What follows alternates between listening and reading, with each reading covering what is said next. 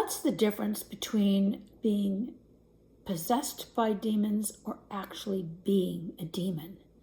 I think we could illustrate that quite well by just talking about our current politicians in the once great nation of Canada. Let's start with a previous mayor that ran our city for several years who was clearly possessed by demons, but yet was a man of the people who went way out of his way to ensure that the city was well run and that the citizens of the city were well taken care of. Compare that to the next and subsequent mayor who was fine with locking everybody down while he boffed somebody half of his age in his office, all in the name of doing what was best for the city, of course. See, there's a guy that is an actual demon. And then there's the current one that runs, in air quotes, the city, who thinks more about what works for those who don't want to work and who are quite happy with running things to enrich themselves while leaving everybody else to struggle. That's another form of demon. And let's move on now to our province, where we have a premier. I like to call him Premier Yahoo, who's an actual demon.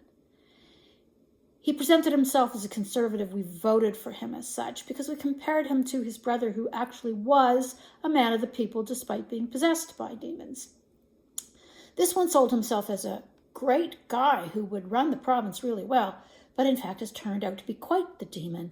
And he not only locked us down, but continues to pretend that he has our best interests at heart while encouraging the election of somebody that no one knew anything about federally to run our once great nation into the ground, which is currently happening as I speak.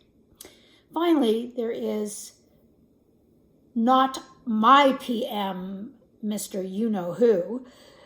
I like to call him a vampire because if you look at any of his photos, those fangs, I'm sorry, but those are not normal. What's he doing? Who knows anything about him? What's his agenda?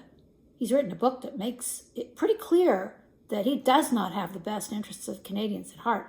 And yet, Canadians who are so easily scared and pushed into submissiveness have put him on the throne, and we're stuck with him until we can get enough support to bring down this government, which will very quickly and self-evidently show how horrible it is for the rubes, we little peasants, who can be dismissed with an arrogant little wave of the vampire's hand, a true demon, if ever there was one.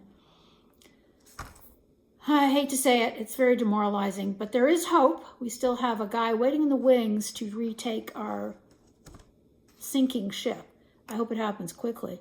Otherwise, prepare for the vampire to suck that last little bit of remaining blood out of our veins.